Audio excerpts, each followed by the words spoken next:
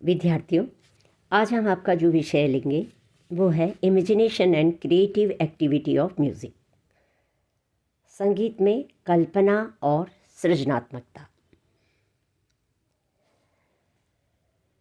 देखिए, मानव जो है उसका संगीत से एक बहुत घनिष्ठ संबंध है। मानव और संगीत एक दूसरे से दूर नहीं रह सकते हैं। पवन की सरसराहट हो तो पावस में झिंगुरों की आवाज़ हो, बसंत में कूकती कोयल की मधुर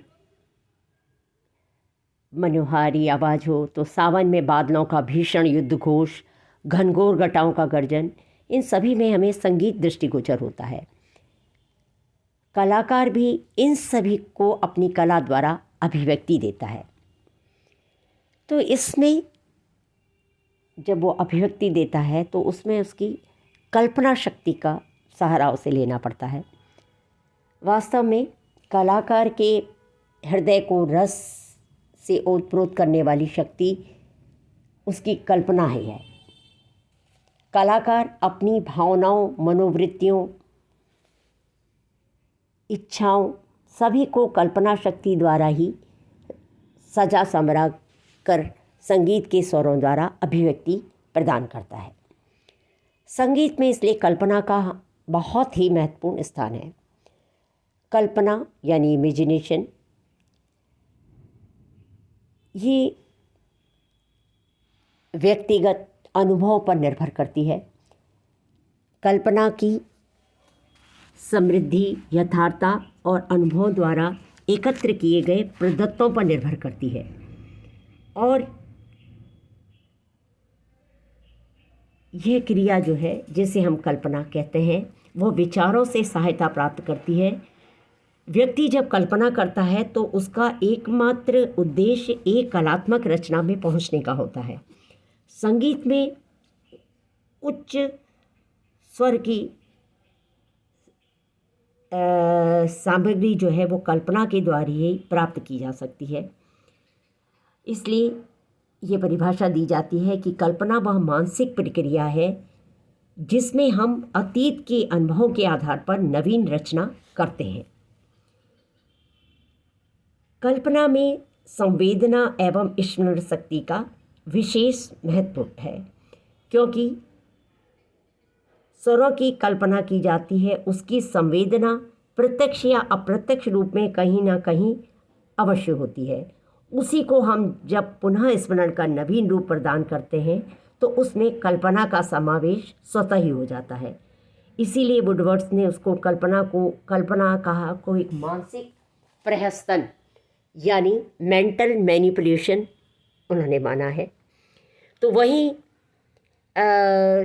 ये अरिस्ट मैकडूगल जो हैं वो कहते हैं कि imagination is the thinking of remote objects.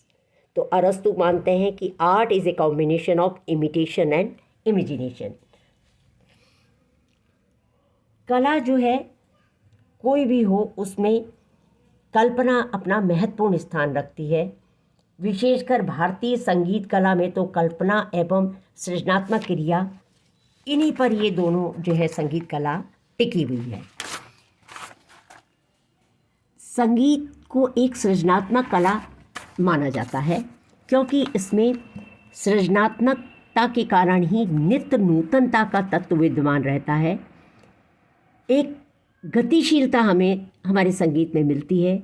यही कारण है कि एक राग हम जो वर्षों से सुन रहे हैं उसके बावजूद भी उनसे हमें बोरियत नहीं होती, उससे ऊब पैदा नहीं होती। उसका कारण यही है क्योंकि हर बार राग के प्रस्तुतिकरण में कलाकार जो है उसमें अपनी कल्पना के द्वारा, सृजनात्मक प्रतिभा के द्वारा उसको नए नए रूप में प्रस्तुत करता है। इसलिए परिणाम स्वरूप हमें हर बार वो रचना, हर बार वो राग जो है एक नए रूप में हमें लगता है। राग यमन हो, मालकोस हो, भैरव हो, कोई भी राग हो, हम उसको वर्षों से सुनते आ रहे हैं, लेकिन जब भी हमें सुनते हैं हम उतने ही आनंद की प्राप्ति होती है। इसलिए बड़े बड़े दार्शनिक विचारकों ने हमारे संगीत को कलात्मक, कल्पनात्मक एवं कलात्मक विद्या माना है। कल्पना की हम दो रूप देखते हैं, एक है बौद्धिक कल्पना, दूसरा है कलात्मक कल्पना। बौद्धिक कल्पना अभ्यास व अध्ययन के बाद इतनी रचना में लीन हो जाती है कि स्वतः ही प्रस्फुटित हो जाती है और कलात्मक कल्पना प्रारंभ से अंत तक अपना विशिष्ट महत्व रखती है। इन दोनों के संयोग से ही कल्पना की निर्मिति होती है। संगीत में कलाकार कल्पना के द्वारा एक सौंदर्य की सृष्टि करता है जिसमें श्रोताओं को रस की अनुभूति होती है। इस प्रकार की कला जिसमें सौंदर्य उत्पन्न हो, रस उत्पन्न हो, उसके सृजन में कलाकार की कड़ी मेहनत, उचित शिक्षा और कल्पना का महत्वपूर्ण स्थान रहता है। तभी तो वो इस प्रकार की कला जो है निर्मित हो जाती है कि उससे और उसमें ऐसी शक्ति उत्पन्न होती है कि मनुष्य तो मनुष्य, जीव जंतु जो है वो भी उससे प्रभावित हुए बगैर नहीं रहते। अतः स्पष्ट है कि संगीत में कल्पना एवं सृजनात्मकता ही वो तत्व हैं जिससे श्रोता परमानंद की प्राप्ति करते हैं। संगीत के क्षेत्र में हम देखते हैं कि मुख्यतः 3 पक्ष सामने आते हैं। पहला रचनाकार, दूसरा प्रस्तुतकर्ता और तीसरा श्रोता। इन तीनों में ही हमें कल्पना एवं सृजनात्मकता का अपना अपना रंग, अपना रूप देखने को मिलता है। भारतीय शास्त्रीय संगीत जो है वो राग प्रधान माना जाता है और ये उसकी अपनी एक मौलिक विशेषता है, क्योंकि विश्व के हमें किसी भी हम संगीत को देखें तो वहाँ हमें रागों का इस प्रकार से वर्गीकरण देखने को नहीं मिलेगा। रागों के द्वारा ही कलाकार रस की निष्पत्ति करता है एवं उसे अपनी कल्पना के नए नए रंग से उसे नए रंग उसमें भरता है और उसे उसमें नए नए सृजन करता है। कल्पना एवं सृजन क्रिया का सर्वप्रथम रूप हमें रचना का द्वारा देखने को मिलता है, क्योंकि वो रचना का नवीन राग की रचना करते समय उसकी कल्पना एवं परंपरा राग के असीम सागर में इस तरह से गोते खाता है कि उसमें वो नए नए रूप उसके सामने आते रहते हैं और वो फलता वो नई नई रागों का उनका सृजन करता है। प्रायः जाति भेद, स्वर भेद, अंग भेद, वादी संवादी भेद के द्वारा नवीन सृजन जो है वो संभव होता है और ये सब जो है वो उस प्रस्तुत रचनाकार की कल्पना पर ही निर्भर करती हैं। कला का स्थूल रूप स्मृति पर आधारित होता है जबकि सूक्ष्म रूप कल्पना पर आधारित होता है। अतः हम देखते हैं कि राग की नवीन रचना के सृजन में दोनों सहयोग देते हैं। राग के परंपरागत रूप को स्मृति में रखकर उसी पृष्ठभूमि में कल्पना के आधार पर नवीन राग का कलात्मक सृजन किया जाता है।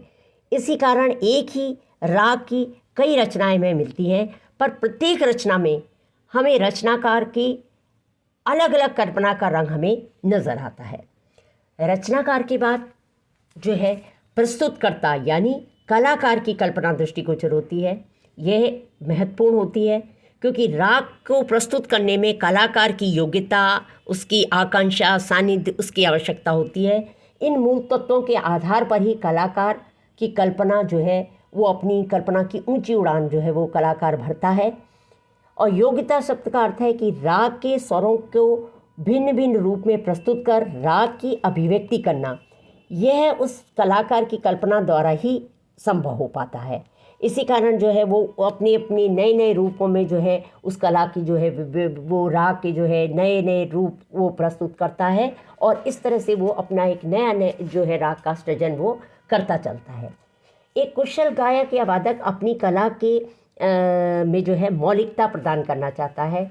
ये जो मौलिकता है ये जो है वो कल्पनाशीलता पर ही आधारित होती है, क्योंकि मौलिकता यानी हर व्यक्ति की अलग पहचान होती है जो उसकी अपनी स्पेशलिटी होती है और ये उसकी अपनी ही कल्पनाशीलता पर निर्भर करती है कि वो व्यक्ति क्या सोचता है और किस तरह से वो उसमें नया जो है वो सृजन करने में वो समर्थ होता है।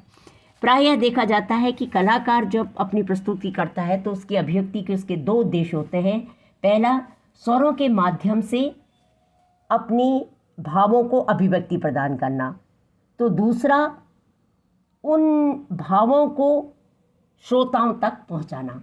और ये दोनों ही कार्य को पूर्ण करने में भी कल्पना एवं सृजनात्मक क्रिया ही उसका सहयोग देती है। इस प्रकार जब हम देखते हैं कि ये जो हमें ये देखने को मिलता है, अब हम ये देखते हैं कि ये इस तरह के आप हम वेस्टर्न म्यूज़िक पे भी देखते हैं कि वहाँ पर भी प्रस्तुतकर्ता इस प्रकार का प्रयोग करता है, लेकिन वहाँ वेस्टर्न म्यूज़िक में जो है वह प्रस्तुतकर्ता इतना स्वतंत्र नहीं होता जो स्वतंत्रता हमारे भारतीय संगीत में हमारे कलाकार के पास होती है। इसी कारण है कि यहाँ का जो संगीत है वो नित्य नवीन रूप धारण करता है और उसमें एक गतिशीलता हमें नज़र आती है। अंत में जो है श्रोता में की कल्पना शक्ति भी कार्य करती है, क्योंकि श्रोताओं में विभिन्न कलाओं का जो है वो कार्यक्रम को श्रोता सुनता है। यदि उसमें कल्पना शक्ति नहीं होगी तो वह कलाकार द्वारा प्रस्तुत कल्पना की नवीनता को नहीं समझ सकता। सूक्ष्म सौंदर्य स्थल का रसास्वादन, उनकी ध्वनि बिंबों का निर्माण तथा प्रत्यक्षीकरण, ये सब कल्पना द्वारा ही संभव होता है। तो ये सब कल्पनाएं जो है उस श्रोता में भी विद्यमान होंगी, तभी वो उस कला का रसास्वादन करने में समर्थ होगा। क्योंकि जब कोई श्रोता है कलाकार द्वारा प्रस्तुत नई नई क्रिएशंस पर जब समय पर जगह पर दाद देते हैं तो उससे कलाकार की रचना शक्ति और भी बढ़ जाती है। और इसके विपरीत यदि कोई रेस्पॉन्स श्रोताओं की तरफ से नहीं मिलता है तो कलाकार की कल्पना भी जो है उसके सूक्ष्म रंगों को उभारने में वो कलाकार जो है असमर्थ हो जाता है, क्योंकि उसे लगता है कि सामने मैं जिस चीज़ को प्रस्तुत कर रहा हूँ उसको तो वो व्यक्ति अच्छी तरह से वो ग्रहण ही नहीं कर पा रहा है। अतः कहा जा सकता है कि संगीत कला की सफलता का आधार कल्पना व रचनात्मक गतिशीलता है।